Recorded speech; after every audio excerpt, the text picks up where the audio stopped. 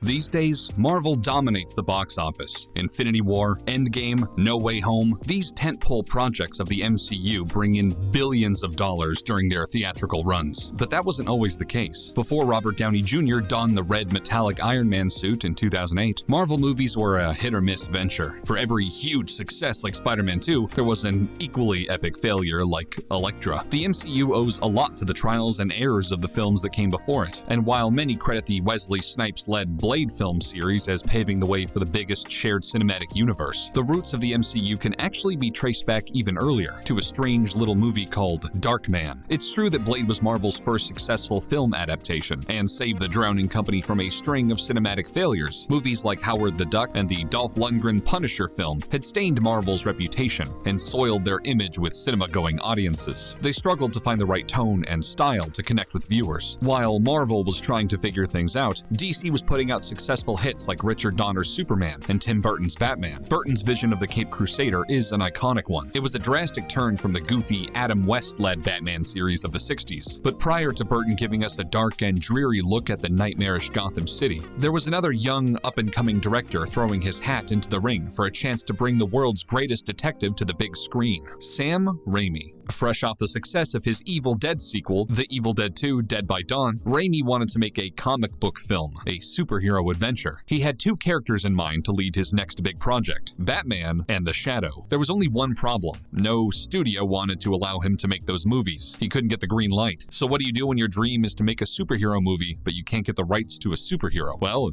if you're Sam Raimi, you make your own. And that's exactly what he did with Darkman. And in doing so, he would inadvertently veer the course of comic book cinema in a major way. For his next movie, Raimi envisioned a hero who possessed the ability to change and alter his face. It was that basic detail that formed the foundation for the movie, and led to the short story and the 40-page treatment. Starring in the film as scientist Payton Westlake and the titular Darkman was a young Liam Neeson. Well, younger. These days, Liam Neeson is best known as an action star with a very particular set of skills. But at the time, he hadn't settled into his action hero persona. This was his first leading role in an action film. Playing Payton's love interest Julie was three-time award-winning actress Frances McDormand. Frances McDormand is one of the most talented and highly regarded actresses working today. She's been nominated by the Academy 7 times, and won for her performances in Fargo, 3 Billboards Outside Ebbing, Missouri, and Nomadland. But before she became Hollywood royalty, she starred in this chaotic, silly, and over-the-top love letter to comic books. Payton Westlake is a scientist working on a new form of skin graft. The only problem is that the skin is sensitive to light, and breaks down after 99 minutes of exposure. After he and his partner are violently attacked by a group of mobsters led by the villainous Robert Durant, Payton is left disfigured and clinging to life. In order to hide his monstrous burns and injuries, he uses the skin graft he's created to make a lifelike mask, in what's basically a 1990s idea of a 3D printer. This gives us the title of Darkman, since the skin breaks down after prolonged exposure to light, and also fulfills Raimi's initial vision by allowing the hero to change and alter his face by printing various skin masks. Darkman leaned into the zaniness of comics, the silly and otherworldly elements of a story that could only occur in fiction. Movies like Burton's Batman and the original Teenage Mutant Ninja Turtles maintained tones that were darker and more serious, despite the ridiculous nature of their stories. But Raimi embraced the absurd with a fusion of comedy and action like only he can. A weird mutation of oddly funny and violent imagery that breaks free from the ties of a single genre. Darkman takes its inspiration from many places. His long, flowing coat and wide-brimmed hat are clear nods to the Shadow, one of the characters Raimi had tried and failed to get the rights to. And the scenes of Darkman perched alongside gargoyles on a dark and rainy night draw directly from the pages of a Batman comic. But one of the most prominent inspirations are the classic Universal monster movies from the 30s and 40s. Sam Raimi's love of horror is apparent in most of his works, and Darkman is no exception. The bandages concealing Payton's face throughout much of the film are reminiscent of Claude Rains' The Invisible Man, and the two characters share more than just their bandages. In The Invisible Man, Claude Rains plays a scientist, Dr. Jack Griffin, who inadvertently turns himself invisible through a secret experiment conducted within his lab. Both The Invisible Man and Darkman are driven insane as a side effect of their physical condition. Another clear parallel is to Universal's classic The Phantom of the Opera. Much like the Phantom, who's once again played by Claude Rains, Darkman is driven from society due to the hideous nature of his face. He wears a mask to conceal his grotesque appearance, and he longs to be with the beautiful woman who has stolen his heart. It's a tale as old as time, the tale of Beauty and the Beast, Quasimodo, the Hunchback of Notre Dame, The Tale of Cyrano, but it had never been told like this. Raimi's ability to bring comedy and silliness to even the most violent of moments is a trend that would carry on into the MCU. Granted, the MCU never reaches the levels of, say, this.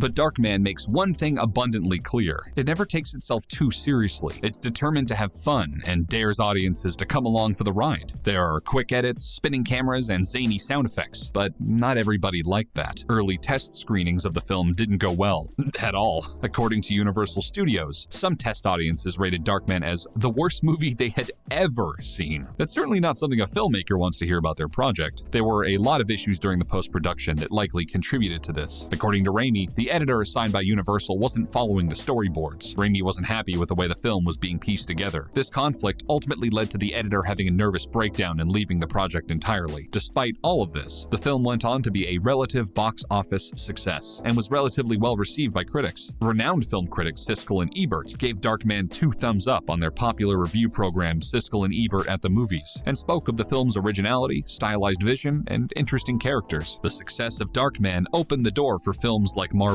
Blade, another R-rated superhero movie filled with goofy imagery and violence that was a success at the box office. While some other filmmakers like Christopher Nolan have chosen to take a more grounded, gritty approach to the world of caped crusaders, Raimi chooses to treat them like the comic books they come from, to fill the screen with vibrant colors like those found on the pages of a graphic novel. Neither approach is better, and both filmmakers are masterful auteurs, but they are drastically different, and it's Raimi's unique style that eventually landed him the job directing 2002 Spider-Man. This was the first time The Wall Crawler had been adapted in a live-action feature film, and its success would change the way studios looked at comic book movies from that point forward. Suddenly, they were seen as major box office contenders. Spider-Man 2 is still regarded as one of the greatest superhero films of all time, and it paved the road for the way Marvel would adapt their heroes for the foreseeable future. There's no clear line that connects Darkman and the MCU, no direct path. Instead, it's a long road filled with twists, turns, and varying routes. But the connection is there. Without Darkman, we might not have gotten Blade, and we certainly wouldn't have gotten Spider-Man. Not this version, anyway. Remember, studios didn't trust Raimi with big-name heroes until he had proven himself through the success of Darkman. It was that film that led to him directing Sony's Spider-Man trilogy, a trilogy that would act as the roadmap for Marvel's future ventures into the Marvel Cinematic Universe. Without Darkman, we wouldn't have gotten Tobey Maguire in No Way Home. And now that Sam Raimi is directing Doctor Strange in the Multiverse of Madness, there's no telling how much deeper the connection will grow. Have you seen Darkman? And do you agree that it helped to craft the way Marvel made movies? Let us know in the comments. Be sure to like and subscribe for more fantastic content, and don't forget to ask yourself, who is